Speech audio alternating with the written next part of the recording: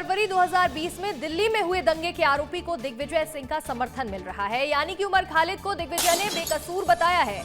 उमर खालिद को रिहा करने की मांग उठा रहे हैं।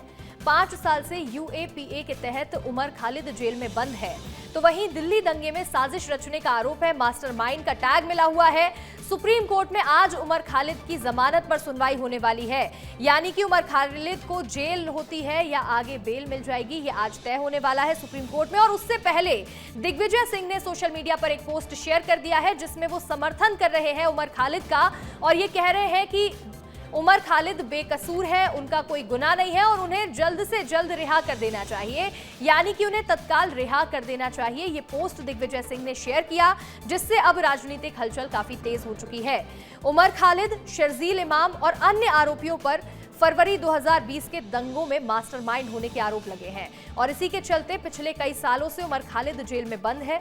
इस दंगे में 700 से ज्यादा लोग घायल हुए थे, 53 लोग मारे गए थे और इस पूरे हादसे में उमर खालिद को मास्टरमाइंड बनाया गया था, जिसे दिग्विजय सिंह बेकसूर ठहरा रहे हैं और कह रहे हैं कि तत्काल रिहा कर देना चाहिए। और सुप्रीम कोर्ट में आज इस मामले में सुनवाई भी होने वाली है।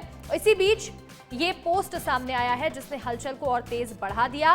दिग्विजय सिंह ने पोस्ट में लिखा है कि उमर खालिद पीएचडी स्कॉलर हैं और किसी भी मापदंड में राष्ट्रद्रोही नहीं है, उन्हें तत्काल रिहा कर देना चाहिए। उमर खालिद बेकसूर है, ये कह रहे हैं दिग्विजय सिंह, और उनका ये समर्थन अब हलचल तेज कर रहा है राजनीतिक गलियारों में।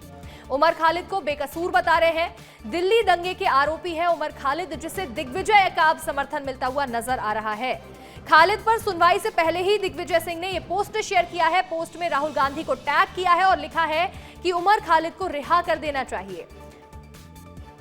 अधिक जानकारी के साथ हमारी सहयोगी रंजना दुबे जुड़ रही हैं। रंजना, करीब 700 लोग एक दंगे में घायल हुए, कई लोगों ने जान गंवाई और उस हादसे का जो मास्टरमाइंड है उमर खालिद, उसे दिग्विजय सिंह सपोर्ट कर रहे हैं और कह रहे हैं तत्काल रिहा कर देना चाहिए।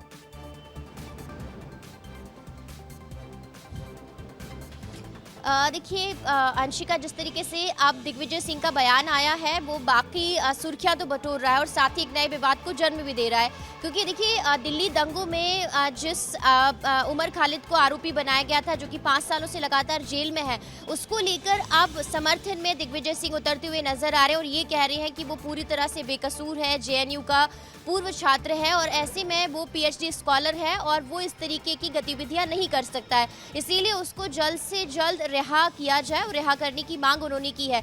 लेकिन हमेशा ही अब इस पर जिस तरीके से दिग्विजय सिंह के बयान सामने आते हैं अंशिका, उसके बाद अब इस पर सियासत होना लाजमी है और भारतीय जनता पार्टी के तमाम वरिष्ठ नेता हैं और बीजेपी के मंत्री हैं, उनकी तरफ से भी अब इसको लेकर जो बयानबाजी है वो भी देखने को मिली है। और ये कहा गया है बीजेपी की तरफ से कि जिस तरीके से दिग्विजय सिंह का हाथ हमेशा हमेशा आतंकवादियों के समर्थन में उठते हैं या जिस तरीके से वो दंगाइयों का साथ देते हैं, वो कहीं ना कहीं इस बात को सवाल खड़े करता है कि आखिर दिग्विजय सिंह की मानसिकता राष्ट्र विरोधी है या फिर किस तरह की गतिविधियों की तरफ वो आगे बढ़ रहे हैं। तो कहीं ना कहीं अब मध्य प्रदेश में एक नई जो सियासत है वो इस बयान के बाद अब गर्माती हुई नजर आती है। बिल्कुल, देखिए अब इसके बाद सियासी हलचल तेज हो गई है, क्योंकि जो आरोपी है मास्टरमाइंड है उमर खालिद, उसको दिग्विजय सिंह सपोर्ट कर रहे हैं। फिलहाल रंजना, आपका जुड़ने के लिए बहुत बहुत शुक्रिया।